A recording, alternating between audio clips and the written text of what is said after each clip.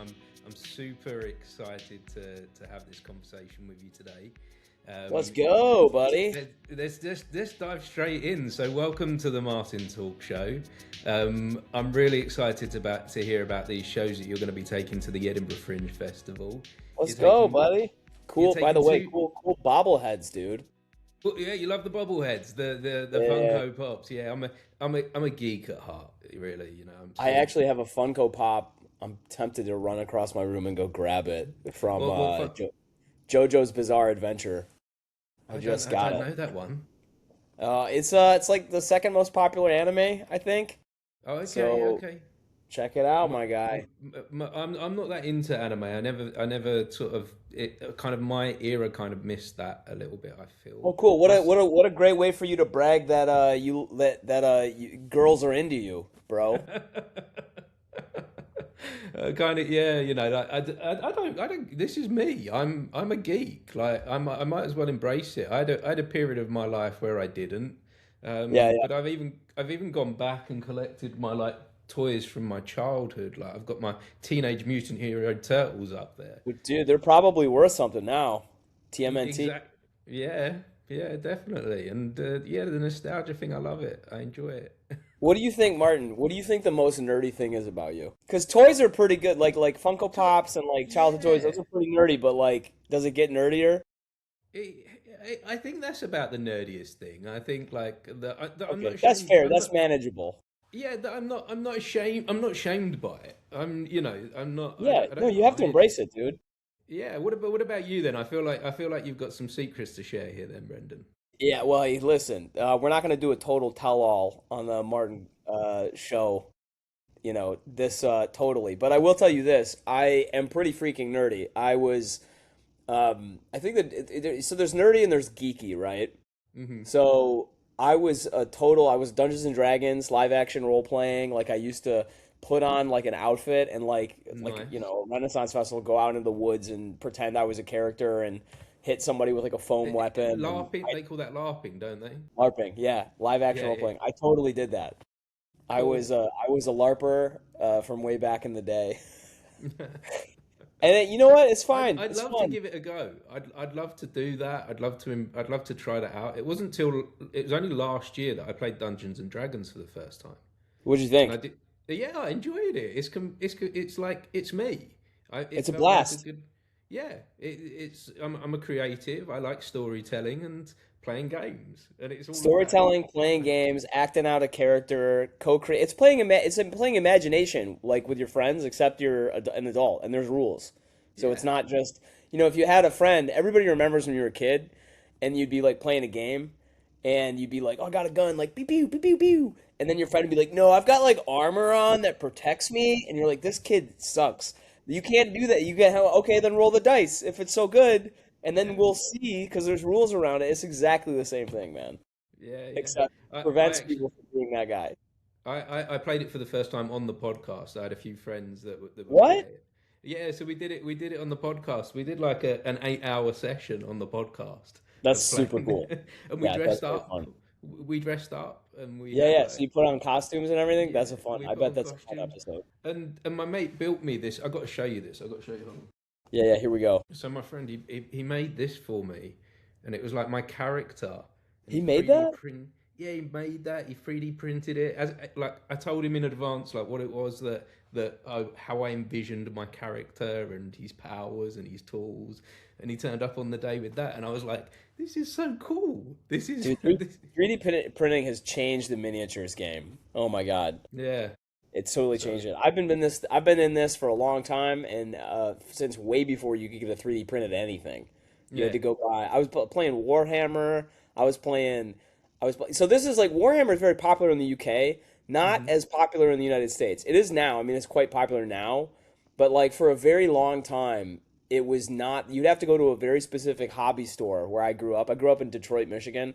You have to go to a Okay. specific hobby store, and only one day a week did they have like games that they would play if you wanted to play somebody. I feel And like I it was was like really similar in into the that. UK actually. Well, yeah, but there's like Games Workshop exists like in the UK. You could go to like almost every town has one. But in Yeah, America, sure. like that didn't you couldn't. It only the first Games Workshop opened up in the state of Michigan when I was like I don't know, 13 or 14. And the grand opening was insane. Me and like buddies drove like 90 minutes to go to this mall to like go wait in line. And then a friend of mine won an entire Dark Angels army. Like he Amazing. won it in like a raffle. And we were like, this is the greatest day of our lives. Brendan, what you're saying to me here, you're confirming what I already thought is that we don't need to grow up, do we? No. Like, what is with that? What is with You know that what's growing funny? up This thing? is actually a good segue into talking about these shows because like I've been working with this artist coach and the show the show that I'm really pushing, I'm doing two shows at the Fringe, but the show that I'm really pushing is an American comedy show that quite possibly might be funny to the British. And that show I've realized is all about avoidance Hmm. and avoiding growing up is a pretty strong through line in Yeah. any male comedian's career. Like, Oh, bro, well, we have to. I think it's maybe within all creatives actually. I meet a lot of creatives in different fields, and I think to be a creative, we need to hold on to that child within us that's still coming along for the journey. That we may have had some trauma along the way, and society has got to us and told us we have to be a certain way, and we have to do this thing, making money, and and and, Totally. and, and somewhere within that we start to lose that inner child, we start to lose that 8 year old. But I got to this point where I got to nearly 40 and I was like, no, I want to embrace that kid again. Come back and start having fun, come back and start playing with your friends, start playing with life. This is exactly so. It's funny because I went to École Philippe Gaulier, the clown school, Mhm. and a big part of that school's pedagogy is this teaching you to play like you did as a child, like Mm. where you can be in the middle of a game and just change the game. Like there's no like all the structure is imposed. You don't have you owe it no allegiance. Like whatever's Yeah. fun, whatever the next funnest thing to do is what you should do. Like that's what's the point of life if not that, you Mm. know? And so it's funny because I went to that school in 2024 and a lot of the programming, it's like you realize you have to go through this very painful actually process of sort of like losing a lot of ego because you have all these caked on layers of like people being like this is how an adult is supposed to behave. And like you don't have to do any of that. Like you No. can choose to do whatever you want, but the letting go of it is a painful process because it's kept you safe as an Mm. adult, got you to whatever position that you're in life. It So keeps you safe, and what I found as well is I did want some of those things society tells you you have to have for a long time. You want a house, you want a car. I had young children. I had young children. They're older now. I had them when I was young, and I wanted to be able to provide for them. So you've got to kind of adult through those kind of things. But but yeah, then, like you've got no choice, have you? You've got to kind of do it. But in some way, you've also got to come back to yourself. yeah, I think that's probably a fair assessment. It's not like those things, it's a performance. I think that's Mm. what I think that's kind of what I'm saying is that like there's a certain amount of performance in adulthood or being mature, and that you can easily just perform something else if you want. Like you don't Mm. have to. It's the bad faith. It's the misidentification with the role that you're like, no, I am this. Actually, you're not. You can be whatever you want. You can choose to be something else if you want. If that's what's the most fun thing to do right now, or maybe not because you do have to actually perform. Something. Comedy's about timing, and like I this is gonna sound insane. Like people listening to this podcast are gonna be like, "This guy's nuts." But I come from a very strange family. No surprise. I went to clown Mhm. school, but comedy's about timing, and sometimes it's about not making a joke or making like the right joke at the right moment. My aunt passed away not long ago, and we were having such a good time at her wake, like after the funeral. We were all drinking and having fun and telling stories and laughing. And there was a lull in the conversation, and I said, "Man, Aunt Lori should pass away more often." Like, like everybody lost it. They thought it was so funny. I knew the audience. I knew who I was talking to. I just, Mm. you. The reason I'm saying this is only because there's so many moments where that would not have been an appropriate joke, and the performance of, but that could have occurred to me at anybody's funeral if we were having a good time. The not saying of it is the maturity part. The saying of it with in front of the right audience is the okay. I know where to go with this now. Hopefully that's clear. I could have sounded No, like nonsense. no. There's definitely a skill to that, and I guess that's where, like you say, that's where the maturity comes in. That's where we can, we can't revert completely back to being 8 years old. We have to No, work out how and when no. that's a suitable time to There's a bring that time and back. place. Yeah, but Mm. if not clown school, then when?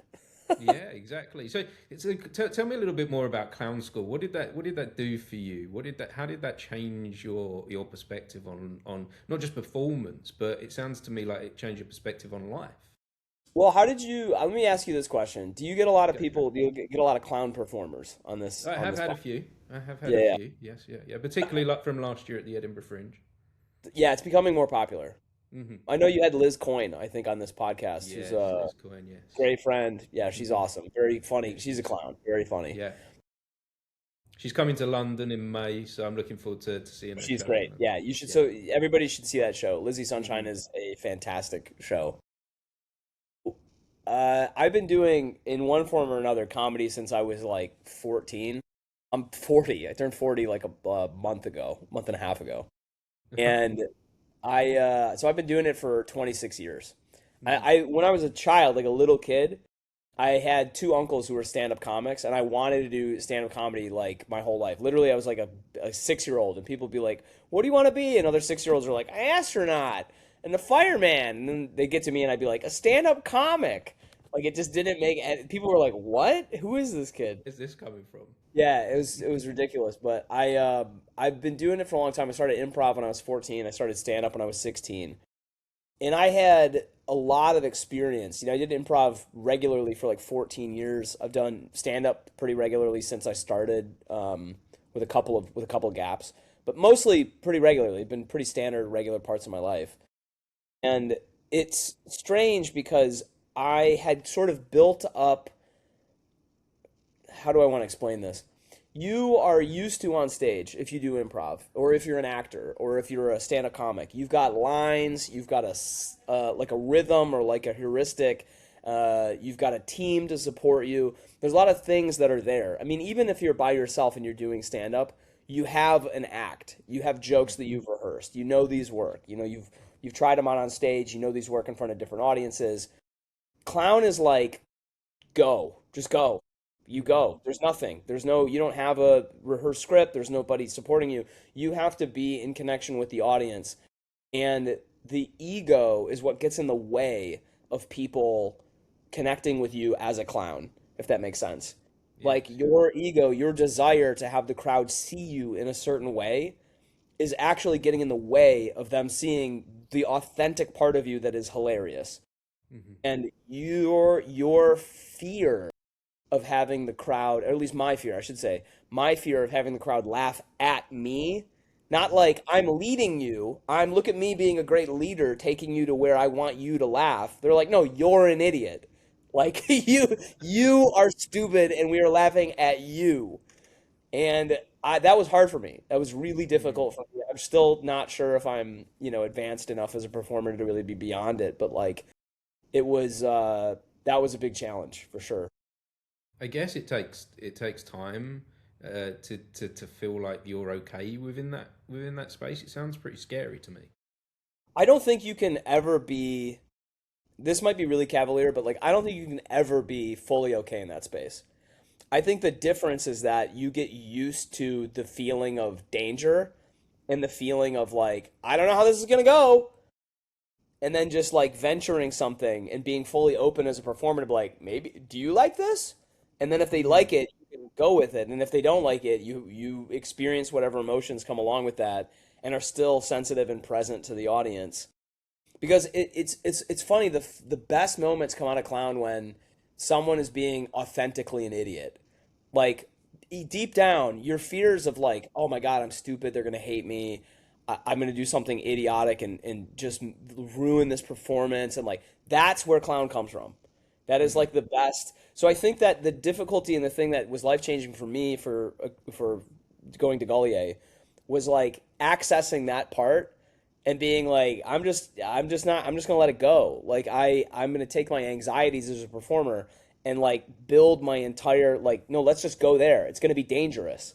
It's going to be Mm. dangerous and you're going to fuck up and that's fine. And I'm going to just let it go because everything you do to try to defend that vulnerability is what's preventing the audience from being able to actually authentically connect with you. Yeah, yeah, that's really quite deep, isn't it? Really, that understanding that connection between you with and the audience, and working out, yeah, where you sit within this, and how you're going to perform, and that whatever happens is actually okay.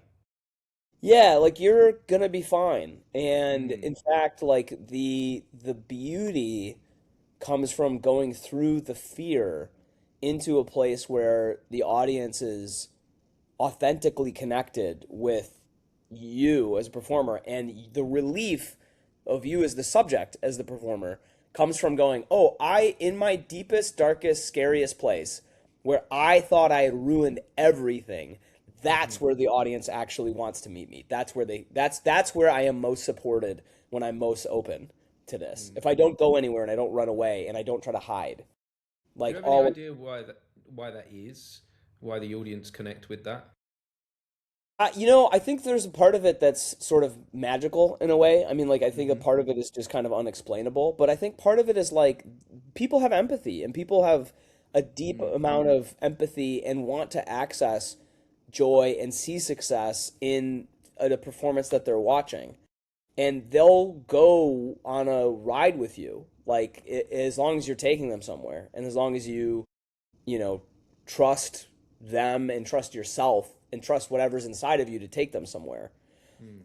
I mean, not everybody's a sociopath. You know what I mean? We all have we all have some empathy. I feel like there must be some people who go to shows that when a clown is like, first of all, not a lot of people are going to clown shows. Let's be Hmm. honest. Like, I think that as they become more popular and people experience it more, fantastic. More people should go to clown shows. If you're watching this and you've never been to a clown show, go see. Especially if you're in London, go see Liz Coyne. Yeah. Fantastic show. But like, I think that people are maybe some people sit in the audience are like not willing to go along with it potentially Hmm. because they're like, I don't, this is too weird. But like for people who do, it's that's where you want to meet, and that's how you find your tribe anyway, right? Is Hmm. you have to have faith that you're just gonna meet them and they're gonna follow you where you want to go. And Yeah. and the funny thing is, I think more the older I get, I know I'm like totally ranting, but the older I get and the longer I do this, the more I'm like, oh, it's about leadership actually. Like you're creating a tribe and then you're leading the tribe. And sometimes people don't want to go on that ride. Like people will leave stand-up comedy shows. People look up. This is my fifth Edinburgh Fringe. I've had people walk out of my shows before, 100%, and that will absolutely happen again. I have no doubt. But like, but for the people who stay, they're like, I'm in. I want to see where this goes. I want to see what this guy does. Like they're on the ride. You know, they bought the ticket. Yeah, and it's funny you mentioning Liz Coyne to me as well, because that was one of the highlights of my Edinburgh Fringe last year, was seeing her show, and funny how you mentioned magic as well, because it felt like a magical space that uh, during that half an hour performance we went somewhere else. The rest of the world just shut off for a moment. The rest of the world went away, and we were in that room. There was, it was a small audience on that day. There were 10 other people in there with Liz. She did her thing, and it was just, we went to another place, and It's a that was transportive it. show. Honestly, Mm, it's transportive. And I think that it is saying it's a magic trick is not too much of an exaggeration. It mm, feels like you're when you do a show correctly, it feels like we all lose a sense of time and space and we leave with a new perspective on ourselves or on life or on it's not just having a laugh, although that's great and it should be. But when you experience a lot of joy that I think comes out of not only a performer's joy of performing, but an audience's joy of participating in a great performance. That what this is what Jacques Lacan calls jouissance, the joy, the joyousness is like resonant in a way that changes the way you think about or experience life. And like it's part of the reason I love the Fringe is the whole thing is that for a mm. month, and also the depth and depravity and horrible things that happen at the Fringe also. The burning out and and zero, the like zero audience member shows and like everything else. But like there is a lot of joy there. Oh, there's so much to it. It's one of my it's you know I've only been twice, but it's one of my favorite places. And now that The I'm best. going and part of it, it's something that I'll be doing every year for the rest of my life because of the joy and the energy. And I'm yet to personally feel that burnout. I'm Yeah. yet to Lucky personally you. have that. Lucky you, Uh, Martin. but I hear it a lot from people, and I think that I come to it in a slightly different place from the people that do feel the burnout. I come to it from a place of more an observer rather than a participant. You know, I'm not doing the performance there, and the performance takes there's a lot of energy that you give within Yeah. the performance, and so Yeah, you've it's got to find a funny. way to recoup that, haven't you? Yeah, you do. I mean, I think, and just not to continue to totally give Liz props, but like she puts a She'll love lot it. of energy into her Yes. show. So Yeah. it's wild because I'm like, dude, you're doing this every day. Like, I mean, and I've done full run at the Fringe twice before. Both times. The first time I ever did the Fringe was 2017, and I did a full run. I produced two shows, full run. I was only ever performing on fully on one of them. The other one was like a showcase that I had like rotating groups of people in. But producing both and having a full run of one was like a nightmare. Like it was a totally did not pace myself. I got totally burnt out. I was like, dude, I can't. I don't know how anybody does this. I think I hate comedy. I think I hate comedy and I hate performance. And I was like, I think there was on tape. My friends like videoed it, but I hit rock bottom one night flying for my show, and it just was like could not. Somebody was just like, "Why should I see your show?" And I was like, "Don't. I don't care." And I like threw the Yeah. flyers at him. Like it was not good. It's not my best moment. But then like you learn to pace yourself and chill out and. Maybe, oh yeah, maybe I'm done with the show tonight. Maybe I just go home and go to sleep. You know what I mean? Maybe I Yeah, don't go out. you know, I think you've hit something there that happens for a lot of people. It's that in that space of doing the flyering, you've got to wear so many hats when you're in the fringe. You That's you it. can't just be a performer. You're also selling your show as well. You're You're also producing, you're producing it. marketing, Yeah. you're flyering, you're like all of these things, man. And so, I mean, yeah, if you could just turn up as a performer, I think, yeah, I just turn up and I'm doing my thing whilst I'm there. So this is my space where my energy is perfectly fine. I was actually talking to someone about my energy yesterday. I did 7 podcasts in a day yesterday, woo! and one of them, the guys on there was like, how can you do this all day long? I was like, because this is my space, and when Yeah, I'm yeah. here, my energy there, I don't even consider my energy when I'm here. I've actually done a 16-hour podcast a year ago, and my energy is completely fine within that. And I'm actually within the, I'm going to say in the real world, there's actually a few health concerns that have been coming up recently with arthritis, and I don't feel that when I'm here. No, no, you're in your space, man. This is second Yeah. nature to you, probably. At Like, this point, yeah. At this point, this is a different reality than the one where sometimes I feel a little bit tired.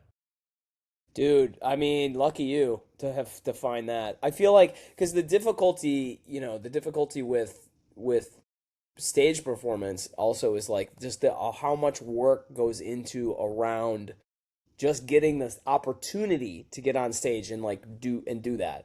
Which is Mm. why I think the Fringe is so amazing is because like anybody can just go find a venue and like do a show and there's audiences that are just all the way around. But Mhm. like having to put in like I remember I talked to my buddy, there's a guy named James Altucher and he's like a business writer, podcaster guy, but he's also does stand up sometimes. And I remember talking with him at the Stand Up New York once a few years ago, and he was like, "I don't think there's a worse ROI activity than stand up comedy." Like he's like, I think that in terms of return on investment, you could Mhm. spend so much time and never be further ahead, like in anything that you're doing. And I'm like, yeah, dude, that's performance art. That's it. Yeah. You could do your whole life and still be exactly where you were, just about. Maybe we put too much pressure on like where we're going with it rather than the space that we were in at the time. I've been Hmm. following a lot of what you talk about on social media, and I found a lot of that really really interesting. Talking a lot about society on there, and I guess that's where a lot of your comedy goes to, Yes. and so I think, when we talk about that fact that we're doing stand up but we want to progress our career, we sometimes forget, well, what is it actually like when you're in that room within that moment? How important is that to you? Is it Yeah, it's society that's not keep pushing onto us that we need to keep pushing forward with this, and it's making us forget the now? no, you're exactly right. And so there's a Mihai Csikszentmihalyi calls that flow, Hmm. that state that you're trying to get into. It's called autotelic. It's an autotelic state, meaning it's self the whole point is to get into that. It's self-driven, self-purposeful. Auto meaning self, telic coming from telos meaning purpose. So it's like it's a self-purpose. That's the whole idea, is to get into that flow state. And like when you're in it and you're in it with an audience, it's like unbelievable.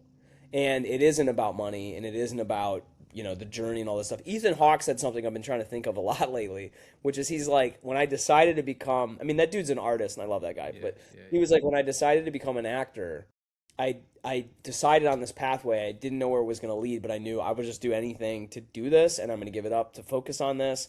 And like, in a way, you think, well, it's easy for Ethan Hawke to say this. Like, he was married to Uma Thurman and is in all these like amazing films and like all this stuff. Like, this dude's like so successful. But it's true. He didn't know that at the time. And like, I Hmm. don't know where any of this is going to lead, but like, yeah, you have to be in the moment. It's the hardest thing to do.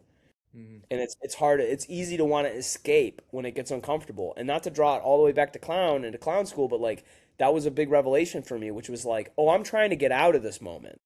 I'm trying to put up a facade of like jokes to try to take me and the audience out of this moment to go to the next moment. And I'm trying to progress the train as fast as I can. It's almost like I don't want to be up here or something. And the challenge was to let that go and just be like, yeah, just let me crash and burn. I don't know what I'm afraid of in this moment. But like, just let the bad thing happen. Say the dumb thing. Let the audience laugh at you. Let you be a moron, Hmm. not a character you're playing, or you being clever and like a joke. Like, no, I'm stupid in this moment, and let that fear happen, and just breathe it in, just exist in it. Hmm. It's funny because a lot of people, I know I'm like ranting. Well, that's what we're here to rant. We're here I was gonna say, a never side about. note is I drank caffeine for the first time in like 2 weeks today, so like Okay, I'm that's like I'm good. on one. I was like, I'm getting the Martin talk show is gonna be fantastic, bro. Like Yeah. I'm leaning in. Like, No, that's good. This is what this space is for. This is a space for you to rant freely. let's Uh, go. Actually, I've got a little side note. Actually, I'm going to take this on a new little tangent. The poster on the wall just behind you. Uh, This it's guy. this guy here. So since the moment we logged on, I was like, I recognize that image. Now I am it's taken me all the time that we've been talking. It's been like bubbling away in the back of my head. Where do I know that picture from? Now I'm pretty sure I drew that or copied that at GCSE art. Is it Really? Well, famous? you know Do you what? do It's you know funny, it? Martin, Do you know what it because is? this is actually a Martin Colton original. I'm here to tell you. Yeah. This is You got that this from is my art teacher. I did. I actually, this is, don't tell anybody, but I snuck into your place. I got this. No, this is Van Gogh's skeleton with cigarette. Okay, so it is a famous painting. It is a famous painting, yeah. Right. It's one that I like. It's above my. We're coming to this live from my apartment in Austin, Texas. I actually split time between Austin and New York, but this is above my bed here in Austin. It's a bit, I admit, a bit weird for people to come in and be like, "You guys, what the hell is this?" Yeah, yeah, yeah. I don't, Well, it's a I great haven't work of seen art. so It's Van Gogh. I haven't seen that picture then in 25, 26 years, but yeah, I still recognize it. It went deep in there somewhere in the psyche. I love it, man. I love it. There's something about it with the Mm, skeleton. It's existential, and because the thing about every skeleton is that they're smiling at you. So yes. there's something about it, and the There was cigarette something is about like, it that drew me in as well. There was something about it that I remember the project now was going out and seeking something that intrigued you, hmm something that just drew you in and that you couldn't explain. And that was it. And now I'm gonna have to find a copy of that for myself for my dude, go future. find, yeah, this get one online. I mean, this was, I have a shirt that has it on it as well. Yeah. There's something a bit inexplicable about the attraction to it, but I think it's a good one. It gives me lots of different thoughts, you know. Yeah. I, we're all, you know, we're all here temporarily. So you got to make the best of your time and figure out what it's about as much as you can. And I think for me at least, the answer is joy, because what's the point if you're not having fun, if it's not enjoyable, if you're not having a laugh, like don't why are you here? You know? I mean, not every moment of life is going to be fun or comfortable, but you have to figure out where the joy is and how to get it and how to create it. There's a whole source, I think, I really do believe this. I think there's a whole source of universal joy out Hmm. there in the ether, in just beyond wherever, available in any moment, but beyond our sight. It exists in the same way Yes. that, you know, I don't know, radio waves do. And all you have to do is tap into it. And like there's a conduit to universal joy that can come through you. And I don't think it's all you. I think it's, you know, if you're a performer and you do really good performance, improv or clown or even stand up, this happens where you feel like something takes you over Hmm. and that you are a conduit for universal joy. So And that's my something, answer to the something, question. something I've noticed. Something happens in the room of a theater, of a stand-up Hmm. show, whenever there's an audience, whether it's the cinema as well. When you're with a group of other humans sharing emotions, something happens to us. We And become a tribe. Yeah, mm, it's a ritual. You know, let's not forget that all of early theater came from rituals. And the word for comedy comes from the Greek komedia. I don't know.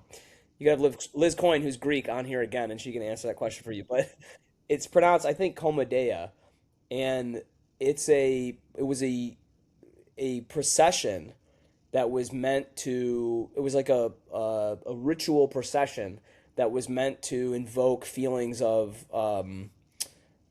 fertility and create procreation and creation and like humor. The concept of humor comes from like kind of the flowing of that energy, right? And I really think that there's something there. The ritual aspect of it is what draws people together, and it becomes greater than the sum of its parts. Like that's why live performance. I mean, a really good movie can do this too, like but live performance is transcendental in this way, like it's taking you through something and out something else. I mean, we forget, like Aristotle talked about this in the Poetics, which is like there is a catharsis and something changes, you're dispelling some emotions in some way. And if it's a good ritual, your psychology is being shepherded from one place to another, so who you are when you leave is not who you were when you entered. And like that's what a really good show should do. It should actually take you on a journey like that, and a hero's journey where you come out the other side and you're like, bro, I didn't know that I knew these things, or I didn't know I had these things, or I didn't know. That's exactly what it should do. so as the performer, the person that takes people on this journey, how does it work for you then to find the joy? Well, I think it's hard. I think it can be hard work, right? Mm. Like I think that one is you have to, I think, tap into what you can find that is joyful or humorous about something, and sometimes that's really hard. Which is why, you know, not to keep talking about clown school, but why clown school is kind of full of, you know, people cry a lot because it's like this is difficult work that Hmm. we're trying to do. It is therapeutic in many ways, and not therapeutic in a sort of pejorative sense, like you're just doing something to deal with something, but Hmm. therapeutic in the sense that you're revealing something, you're exposing something. Yeah. So how do I do that in a show? Yeah, not well, you know. It's a lot of really high-minded talk for a guy who has never won a BAFTA and has gotten Chortle has written zero lines about my shows. Like, you know, it's difficult. It's just hard to do. I think you have to chip at it. Bob Odenkirk once said, he's like, I'm a miner. Like, I'm going down a mine shaft for comedy every day. And that's kind of how it feels. You can sit and look at one joke and you're like, I know something's here, man. I know something's here, and you're just chip away at it until sometimes it's just one word or like one or an inflection, and you're like, oh, there's the joke. I finally figured it out. Like, I don't know, that's just it. Is you're just trying to hit a vein of oil. It's like digging for oil, you know. Sometimes you hit a vein and sometimes you don't. Yeah, and sometimes you get lucky. I guess there's a lot of luck involved with all of this, but you won't find that unless you keep going, unless you keep. Unless you're in it. Yeah, unless Yeah, you're in it. Unless you're in it for the long haul. Unless you're trying to you're plopping down and you're going, I'm gonna dig for oil until I effing hit it. And it might be a long time before you get it. But you learn techniques and things and, you know, all kinds of stuff along the way. yeah, you get better at mining the more you do it. I Yeah, love and that. then better at figuring out what to do with it when you get it. Ah, yes, that's another thing, isn't it? Because we do look to the future, and we do have all these ideas about what it is that we want to achieve. But yeah, when we're in there, yeah, how do we manage it? And I think sometimes that's why it doesn't come to us straight away, because we can't manage it if we went straight away. When I first started doing this, if I think back to the very early days of this podcast, as I started to go, oh, this is what I want to do now. I'm enjoying this. If I jumped straight in at a higher level, even if I jumped straight in at the Edinburgh Fringe, I wouldn't have had a clue what to do there. I needed to do 100 of these plus before I enter that arena so that I could handle it. Yeah. Well, I mean, there's something to be said for going in over your head as well. Hmm. Like, I'm just gonna dive into the deep end and see what happens. I think there's something to be said for that. But the chipping away and the figuring out what to do and how to refine it and all of this, that's like that only comes with wisdom and time and patience. Mm. And Yeah, like, and I think that thing is about stepping outside of the comfort zone. Is hmm not staying within that space where you feel comfortable for too long. totally. Once you've learned what it is you've got to learn, then it's like, okay, now for something new, I've got to learn something new. Let me take you to the next level now. Yeah, Yeah. I've got to start feeling uncomfortable, and that can be hard to do. So how do you do that within comedy? Feel, how can you feeling push uncomfortable? push that boundary to a Go new go to clown a new school. level? Go to Like, clown school. it'll Yeah, really help, man. Yeah, yeah.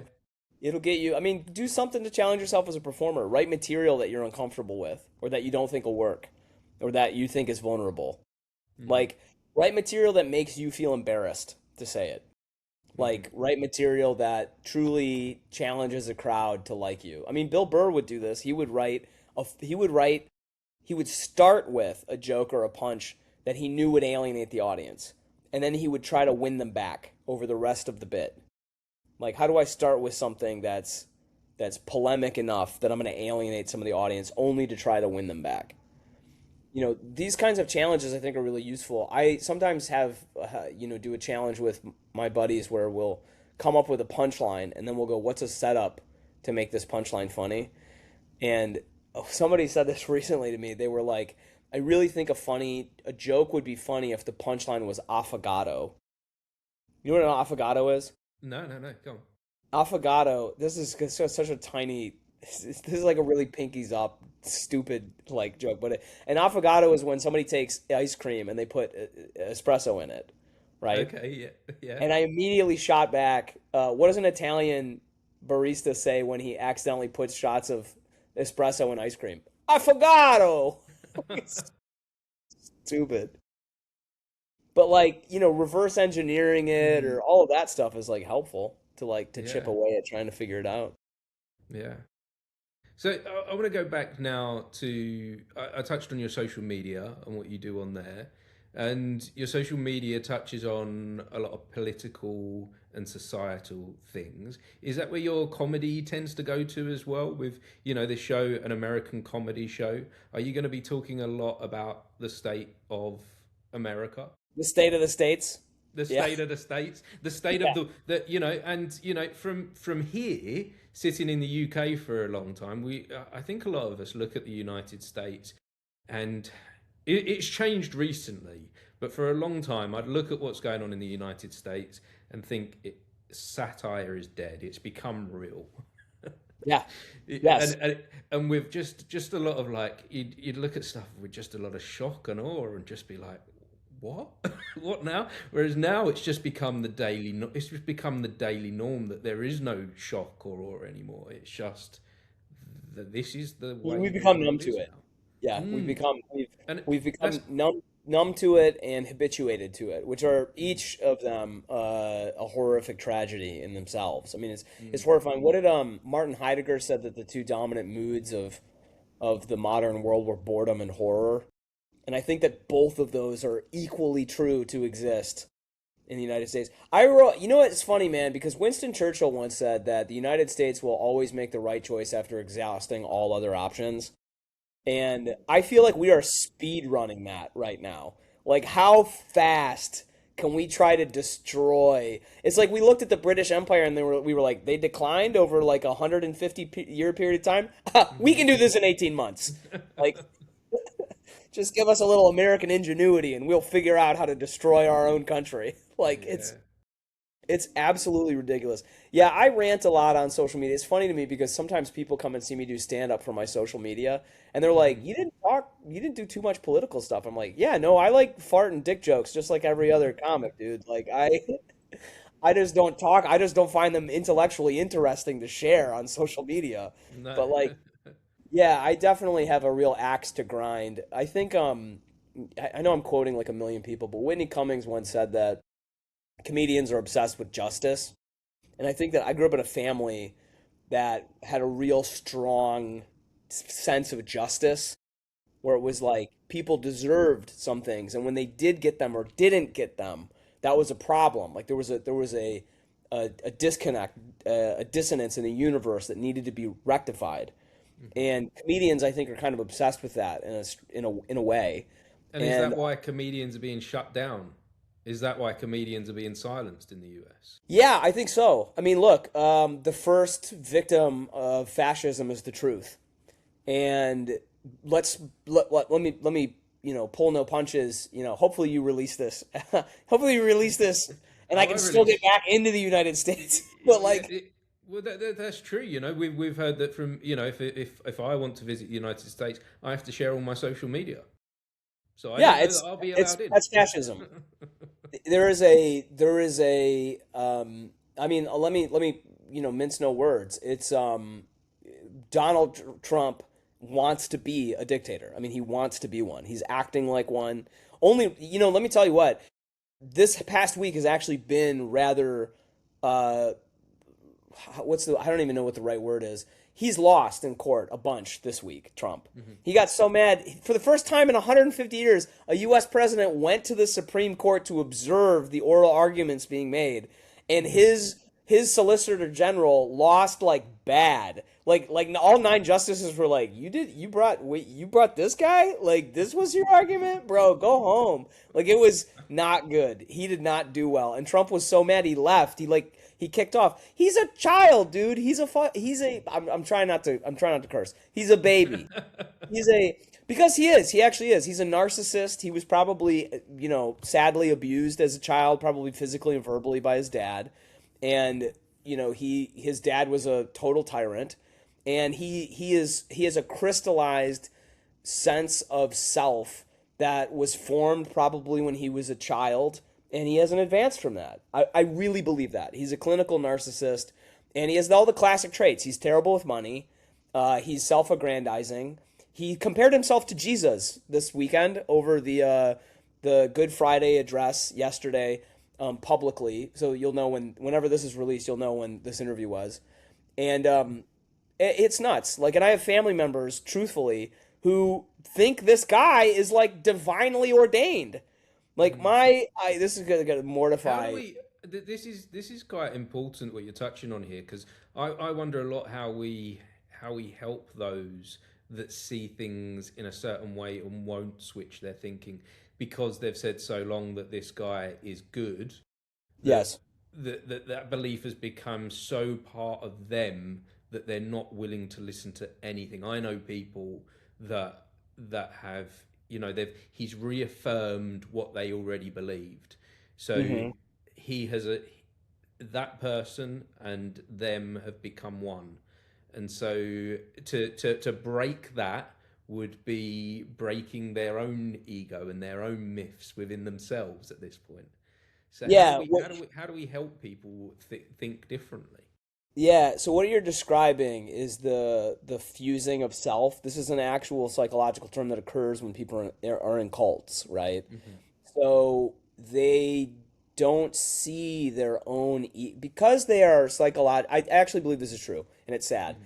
Because they are psychologically damaged people themselves, they see whatever the projection is that Trump's trying to give: strength, certainty, safety, whatever that is. And Hmm.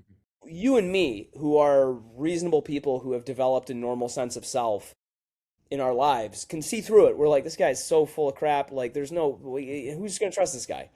But they are psychologically damaged people who feel that whatever that is fills in a hole inside of them shaped like that puzzle piece.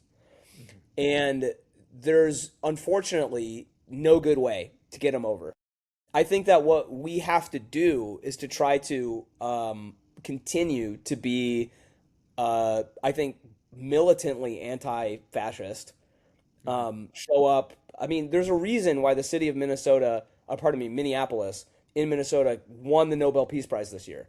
It is unbelievable to me that that city has not become outrageously violent against what is an armed imposition by masked gunmen in their city who are murdering their citizens with impunity. That's happening word for word as I've described it. And they really do deserve that. The crazy thing is that that's one thing that has to happen. The second thing that has to happen is we have to relentlessly make fun of them. Like these people are it's lame. It's so weird and lame and not cool and like embarrassing for them and like we need to convene. I actually think this. All the cattiest middle school, junior high school bitches just with the cattiest mean girl attitudes, and they will show up to every live event that Trump is doing, and they will just constantly like just pick him apart. They're gonna be like, "Who let her out again with this tie? Oh my God, gross!" Like that's the level at which we have to kind of like take these people apart. And I know people are listening to that and they're gonna be like, "Well, that doesn't seem that serious." It's because they're not serious. These Hmm. are unserious people. Pete Hegseth just fired like six of the highest ranking generals. This dude was a major in the United States Army Reserve. Like, this is a dude who went drinking most of the week and then hung out one weekend a month and 2 weeks a year with a uniform on and an M16. That's pathetic. Like, he's an unserious person. He was married twice, just like Trump. The dude doesn't know what a real relationship is. The guy has nobody should be respecting this person. So please, let us make fun of them with impunity until they cry publicly. Because they have to. The only thing that these people believe in is strength, and they have no strength inside of them. They're a shell. And I would feel bad for them if they weren't so dangerous to everybody. So let us militantly be against them and then relentlessly make fun of them. We need to do something different at this point. Something needs to change, and people listen to this are going to say I'm British. What do I know? It's not my country to be making any No, commentary on it. no, no, listen, But we need your help. Like, please, for the love of God, we need your help. Like, listen, every movie, you have a secret superpower, okay? If mm, you're listening to this right now and you're in the UK, you have a secret superpower. Every movie every American was raised on had a mm, moment where every character in the movie was like, but how do we stop the monster? And then a British man in a lab coat would walk in and explain, well, you see, the monster operates this way. And then that's what we want. We desperately need you to explain to us in a calm British accent what we have to do to actually destroy the monster. That's what we need deeply. I mean, okay. So try and do this then in my gross British way. And I don't know what you know of Doctor Who. You know that lab coat thing that you just mhm. said. That takes me of how Doctor Who would kind of approach these things, and it reminds me of a Doctor Who episodes where he sits two sides down at a table and says, "Now is the time to talk." Because that's what I see happening in the United States. The discussion is being silenced. I see Yes. The press room, everyone that has a genuine question is no longer invited. They're no longer in the room. It is just one voice there now. There is just one voice coming from your government. There isn't an opposition. So there isn't questioning. Oh yeah, I'm in complete agreement with that. There is the very sad. So like, if somebody's listening to this, first of all, I do try to make this very funny in the show, and it's not just about America. Like, Mhm. there is quite a lot about America because I think there's quite a lot about to talk about and to I mean, really, the show in a way is an appeal like I just made to you, which is like, please, for the love of God, we need your help. Like we're a country of 300 million people, 500 million guns, 30 billion bullets a year, okay, and nuclear warheads. We really need everybody's help to try to make sure that we have stable leadership. Like it's really. But I will tell you this, some of what I think is good is that the international community is starting to rebuke the United States. Like Keir Starmer has recently kind of not decided to follow Trump down this Iran rabbit hole. That might be, I've said this many times before and I've been wrong, but that might actually be the rock upon which his ship finally like stops. Well, Like we'll see. he's been a bully to the international community, and the international community have taken it on the chin for so long. Hmm. The international community have gone, okay, okay, you keep being a bully, you keep picking on us, you keep doing these new trade rules, you can do this, you can do that, and we're gonna play nice. But then all of a sudden, he's just gone one step too far, and for us, it was the day where he started to rewrite history, where he started to, a lot of the British politics started to change on it when he started referring back to World War Two, when he started rewriting the course of history, when he It's bon- started, and at that point, people started going, no, not anymore, not anymore. We're not going to play this game. Yeah, I mean, I think that Britain, one of the things that the UK, so my family's British, I should say, so part of what, just to talk about the show, because we've only got like 8 more minutes, but like, just to talk about the show, I grew up in America. I am American. I would never claim to be Scottish or English. My grandmother's from Edinburgh. Edinburgh. Every time I say Edinburgh, every Scottish person's like, "You mean Edinburgh?" And I'm They, like, "That's what I they, said." mm, Like, I swear to God, I said it that way. only the Um, Scots can say it correctly. they can. It's the only. That's true, and it's the truest sign that I'm not actually Scottish. But I my ancestry, my heritage is Scottish. My grandmother's from Edinburgh. My grandfather's from Oxford. I've got a lot of relatives over there that I love to see. They're wonderful people. And when I'm in the States, because of the lineage of my family, how my mother was raised, how my family is, how we interact, I don't feel fully American in a kind of way, which is strange to say because everybody listening to this is like, bro, you're the most American person we've heard. Like on this podcast, just listen to you. You sound like a typewriter trying to make a business deal.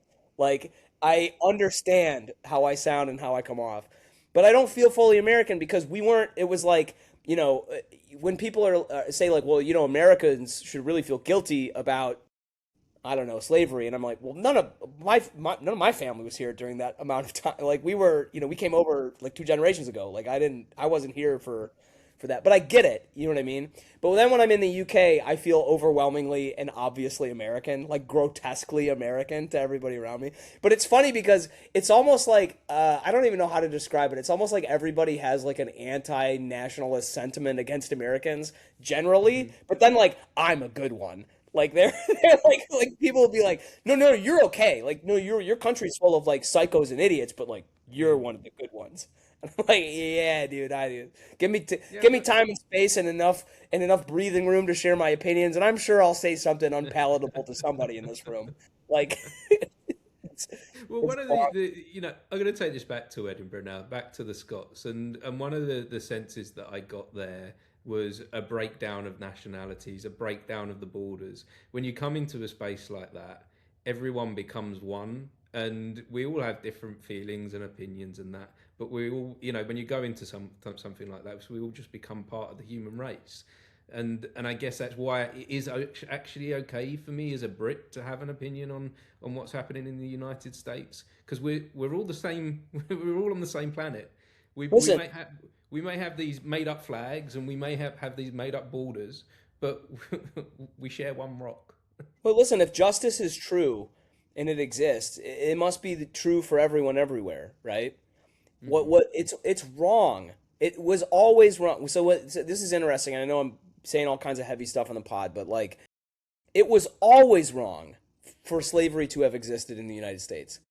It wasn't just wrong politically and expeditiously and as a fact and an accident of history. It was wrong everywhere, always. And that when we're recognizing that truth, it's wrong for masked men to tackle people and kidnap them on the streets of any city, anywhere, period. It's wrong to separate parents and children. Like citizenship questions aside, and whether or not somebody should be allowed to go wherever they want, like I think there's a meaningful case to be made for like border control and for potentially deportation of illegal immigrants. I could be on the table for a conversation like that. It's wrong to separate parents and children, and the wrongness of it overrides any other discussion. And like it is not, and I would invite everybody listening to this, it is important that you say those things out loud for Americans to hear it. Because we feel like we're fighting by ourselves. Like it's important, I think, to get recognition and to I mean like, and I can imagine somebody listening to this is probably like, who cares, dude? You're in the United States. You've had this coming. The Schadenfreude that so many people across the planet must be feeling watching the United States finally like start to fall apart. I could just if I was a British citizen, I would if I could drizzle it on ice cream, I would eat it all day long. But like it truly though, like there are people whose real lives are really becoming tragedies because of the actual policies and actions taken by people. And you have a right to speak up against morally reprehensible things, no matter where they are, because they're wrong. Full stop. I think we might like the idea of it. We might like the thought of it, of another country falling apart. But I think we also consider you our closest allies, our closest friends. We consider you family. Yeah, yeah. So when We're your crazy little brother who hit yeah, the jackpot. and Like we may have a bit of jealousy, we may have a bit of envy, we may have a bit of wanting you to fail. But really, when it comes down to it, we do want you to succeed. We do well, I'll want tell you you where to that be could okay. start. We could really learn from you guys how to prosecute our pedophiles. Oof, that would be wonderful. Yeah. We could really use if you could publish a book on that. We I would love to read it. Again, it comes to that conversation. As I look at it, it's being silenced. The questions Mhm. aren't being asked. You documents are being put out into the world, and then nothing. It's insane because it's the first time where we've had answers but no questions. Like like we know all the bad things. Yeah. Like that's in black and white. We can see all of them. But like Mm. there are no questions. Like nobody's venturing questions with those answers. Mm. So Wild. that's where we need to go. But I don't want to wrap this up too soon, because I do want to touch on your other show as well, ADHD, a crowd working comedy. Tell Yeah, me yeah. tell me a little bit about what that's all about then. Listen, if you were watching this and you were like, Brendan really seems on one. Like that dude is out of pocket. This stuff is flying out of his mouth. What is he talking about? That's that show. That's that show for it's a 40-minute show. Could be 25, could be 35, could be however long the gunpowder lasts. But it's Hmm. like you come into the 90s at I think it's at 6:10 p.m., 6:10 at the City Cafe. Really great venue. Love the City Cafe. So fun. Come on down, and I'm literally it's like me just coming up with material from the crowd, going into stories, talking about stuff, bouncing things off of each other. It's a fast-paced, high-energy show in Hmm. which I free associate concepts pulled from the crowd, and it's like this, basically, Yeah. to be So honest. yeah, so you just go off on a high energy rant. And so is that where you see your full personality able to shine through then? Is that really a moment for you, is what I'm getting a sense? The other show, an American comedy show, is for the audience, but this ADHD show is for Brendan. Yeah, that's a very good way to put that. That is if you said, I think that the words you used were, do you let your full personality? And I was about to be like, Martin, that is a very sophisticated and diplomatic way of saying I let all of my manias and psychological syndromes have their day at the same time. Yeah, that's basically how that works. It's fun though. I mean, like it's a fun show. Obviously, no two are alike. Like it's if got nothing to do and you're like, yeah, I got like 25 minutes, dude. Grab a beer at the counter, come downstairs, and then just sit down and go into hyperspace for 30 minutes before you walk out. That one's not quite as like an American comedy show that quite possibly might be funny to British is like for the audience, for Brits, Hmm. British style jokes, wordplay, puns. I'm really trying. It's some American politics. Don't let this podcast fool you. It's not all American politics. Jokes about being from a British family, about the differences between British and American culture, senses of humor, all kinds of things. But like, yeah, that show is me taking a shot of epinephrine and going insane for 30 minutes. I love it. I'm getting a ticket to both. I can't wait to see you Yeah, I down can't there. wait to have you. But it'll probably just be me and you in a room doing this again for Oh 30 yeah, minutes. it'll be great. It'll be great. We'll be definitely having you back on the podcast when we're at the Fringe. You'll That'll be be. like, oh my God, Brendan's. Have you seen Lemon's Hot 45 on Funko Pops? It's crazy. I'm looking forward to it, Brendan. So my last question for you then, one I ask everyone now, and it's a big one, and I kind of feel like we've covered this within our conversation. So it's kind of a summary really of where we've been going today. But Brendan, for you, how would you make this a better world? Yeah, I think if I could wave a magic wand, I would force everyone to take a critical thinking 100 class. Like just basic critical reasoning 1 and 110, like at Mm, your local university. And everybody would have to, in order to drive a car or whatever, everybody'd have to pass it. And I think that would, I honest to goodness think if everybody could be a little more critical in mm, a reasoning way, I think the world would be a much better place. yeah. Yeah, that critical thinking is so many of us shy away from that, don't they? That's what we've touched on there with the Trump followers. Yeah. It's what it's where a lot of the world goes to when they become adults. Yes. As we go into that adulthood, we shy away from that. So I'm actually wondering, and I'm thinking maybe we could go into critical thinking with a little bit more play, a little bit more youthfulness. There's not, I think if we one of the things that comes along with critical thinking when you really learn to go through it, when you start deconstructing ideas or posing counterfactuals or like, well, how if that was true, what would that mean, or how do I know that's true, or like any of those questions, I think you lose, or I should say you gain distance from your ego to the object of consideration.